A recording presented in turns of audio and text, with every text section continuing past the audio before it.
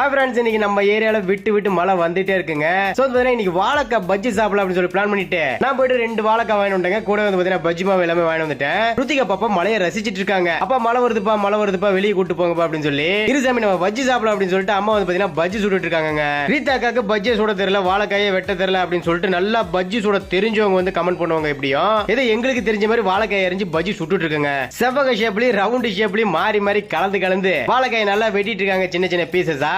எண்ணெய் ஊத்திட்டு எண்ணெய் நல்லா காஞ்ச வட்டி பஜ்ஜி சுட ஆரம்பிச்சிட்டாங்க. மழை வரும்போது பஜ்ஜி சாப்பிடுறது யாருக்கெல்லாம் பிடிக்கும் அப்படிங்கிற விஷயத்த மறக்காம கமெண்ட்ல சொல்லிடுங்க. எங்களுக்கு ரொம்பவே பிடிக்குங்க. மழை என்னடா வருது நிக்குது. ஓகே, ஃபைனலா வந்து பாத்தீங்கன்னா எல்லா பஜ்ஜி சுட்டு எடுத்துட்டாங்க. ருத்திகா பாப்பாவுக்கு ரீதாவோட தங்கச்சி ஸ்வேதா கொஞ்சமா ஊட்டி விட்டுட்டு இருக்காங்க. வீட்டுக்குள்ள இருந்து சாப்பிட மாட்டாங்களா, மழையை ரசிச்சுக்கிட்டே பஜ்ஜி சாப்பிடணுமா. சோ கொடை எடுத்துட்டு வெளியே வந்துட்டாங்க. பாப்பா கொஞ்சமா பஜ்ஜியுமே சாப்பிட்டு இருக்காங்க. எந்தெந்த ஊர்ல மழை வந்துட்டு இருக்குன்னு எனக்கு தெரியலங்க. ஆக்சுவலா நம்ம வந்து சேலம். உங்க ஊர்ல மழை வந்துட்டு இருந்தா அந்த விஷயத்தையும் சொல்லிடுங்க. ஓகே, இந்த வீடியோ லைக் பண்ணிடுங்க. பை.